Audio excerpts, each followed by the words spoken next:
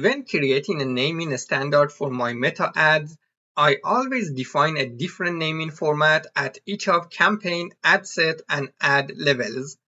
In this video, I will focus on an example for naming a standard at ad level. The key point in designing a good naming standard is to first define some identifiers for your ads. What does identifier mean? Look at it as how many elements you can include in an ad name, so that it clearly tells you everything about that ad just by glancing at the name. Here are some common identifiers. Your creative name. You are going to design many creatives over time to constantly refresh your ads.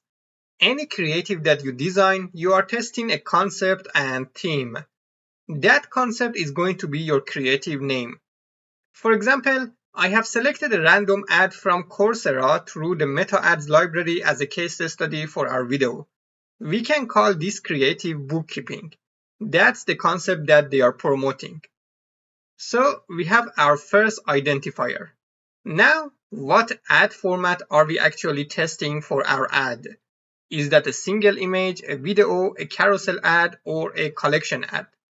It's possible that you are testing any specific creative in different formats. So we want to have an identifier for the ad type too. Many times when you design a creative, it's possible that you design different versions of that one creative to test. For example, you test multiple text layovers for your creative. That can be its own identifier. In our example, we can just give a name to the text layover on the ad, or just simply call it version 1. For the next identifier, we focus on our ad copy.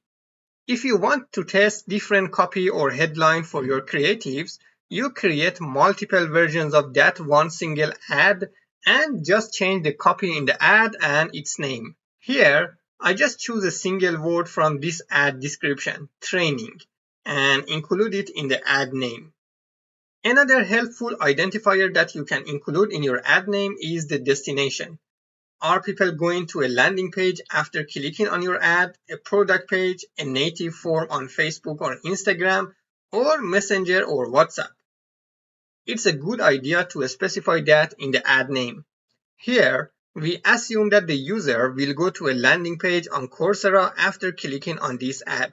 So we just include LP for the landing page identifier. You don't have to necessarily include all these identifiers in your ad name if you don't find value in them. The larger your business is, it's more likely that you would need more identifiers. For some advertisers, it's important to include the geo or region in the ad name too. If you are running ads in different cities and countries and they are split in different campaigns. To separate your identifiers, choose a distinct symbol key from the keyboard.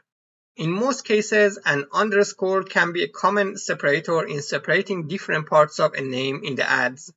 The important thing is to include any identifier in your naming convention that can help you easily find ads and differentiate between them, so performance analysis and reading data becomes easier for you, whether you look at them in the ad platform or in the spreadsheets.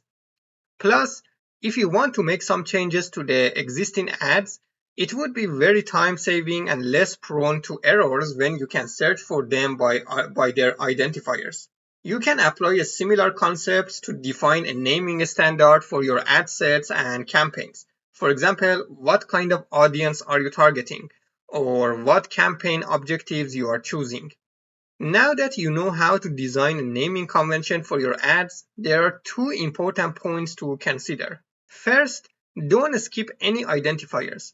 Let's say if you have already defined an identifier for text layover in your ad names, even if sometimes your creative have only one version and they don't have multiple versions, don't skip the identifier part from your ad name. Still, put something there as text layover to keep consistency in your ad names. Otherwise, over time, different ads might have less or more identifier parts in their names, and this can make your ad account and data analysis messy. Second, if an identifier name has two parts, write them as camel case in the ad name. Let's see an example. In this ad, If we name our Creative Bookkeeping Pro, the creative name has two parts separated by space. You cannot use a space in an ad name, so the best thing to do would be to write the creative name as a camel case without a space. Even if you don't want to use camel case and want to use something like dash between the two parts of the name, that would be fine, as long as you are using something different from your separator. If your separator between identifiers is an underscore, don't use underscore to separate the names that include a space. Again, this can lead to messy data in your ad account. I hope you found this video helpful. For more training videos on Meta and Google Ads, subscribe to my channel. Thank you.